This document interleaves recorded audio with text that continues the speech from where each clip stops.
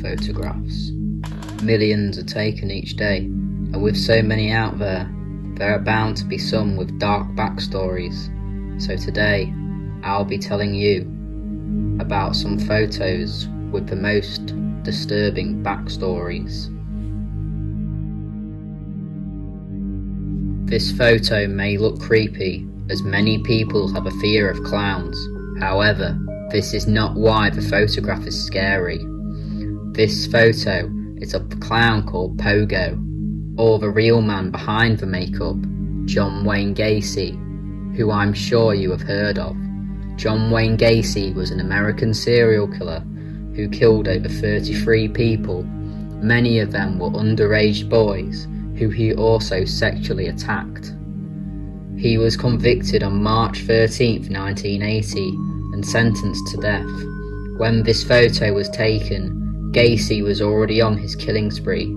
He murdered and tortured many young men, burying them under his house between the years of 1972 and 1979. Although Gacy killed so many, it is believed he has killed many more, and Gacy's work as Pogo the Clown allowed him to go to children's parties, where he would lure some of his victims, the youngest being Samuel Stapleton, who was only 14.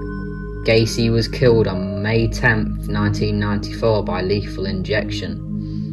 This photograph has gone down in history as one of the most infamous ever taken, and one of the most truly disturbing photos in American history. To my childhood and stuff, and I still remember that, but yet I can go into the 70s and there are a lot of things I can't remember. The same thing with the victims. I've looked at all of, I don't know if you notice here, we got pictures of every one of the victims here, and believe it or not, for the last 12 years I've studied these photos of the victims, and there is no we have a shot of all of the victims together here, and when you look over at the photos, I have no recollection of any of them. Never met them, and we've gone over this more than once. They're just names and faces.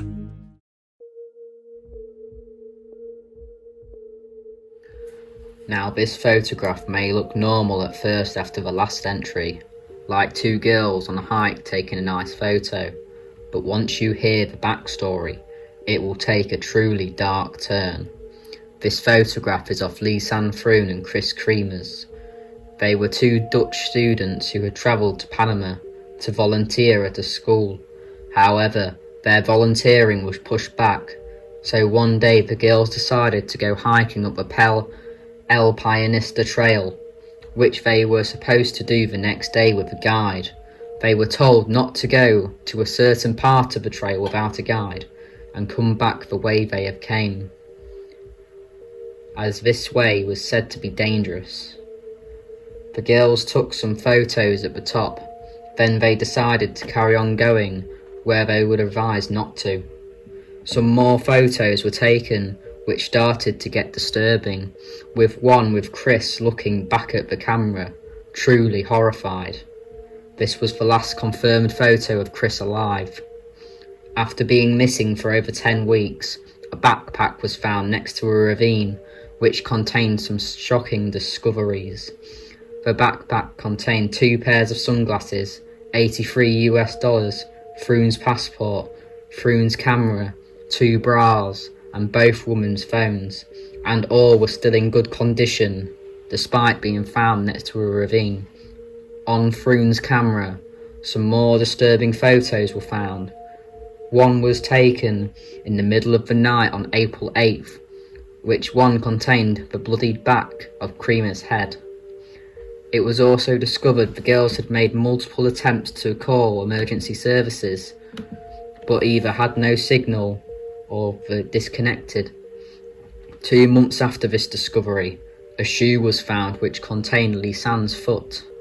Along with this, 33 bones were scattered across the forest. Froon's bones still had skin on them, however Kremers had appeared to have been bleached, which suggested she was murdered. The case remains unsolved to this day, with many theories. However, bearing in mind this case occurred 8 years ago, and with little to no information emerging, This case has appeared to have gone cold, and we will never know the true fate of the Panama Girls.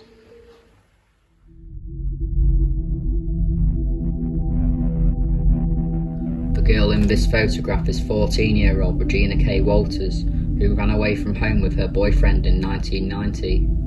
You may think that her and her boyfriend took these photos messing around, with Regina even wearing a black dress, like what someone would wear to a funeral. However, this photo wasn't taken messing around, and it was taken by the man who killed Regina's boyfriend, then kidnapped her, taking these photos for his sick, twisted delusions. Not long after Regina and her boyfriend Ricky had run away from home, a truck stopped, so believing someone was going to give them a ride, they stopped to get in. However, the driver killed Ricky, and as soon as he stopped and got Regina into the back of his truck. The driver was Robert Ben Rhodes, who had pleasure in seeing women suffer. He was also abusive to his 3 ex-wives before he kidnapped Regina. It is known that he had killed at least 3 to 50 victims. After he kidnapped Regina, he tortured her and kept her for a fairly long time, still doing this. One day, Robert took Regina to an old farmhouse, where he got her to wear a black dress and heels and cut her hair, which is where he took these photos.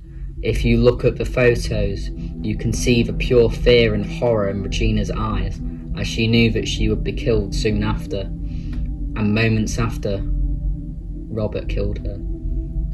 Robert was caught in September 1st, 1990, after he was pulled over for having a broken rear light. The officer heard screaming in the back of the truck, which is where he found a woman tied to a bed, which led to Robert's arrest.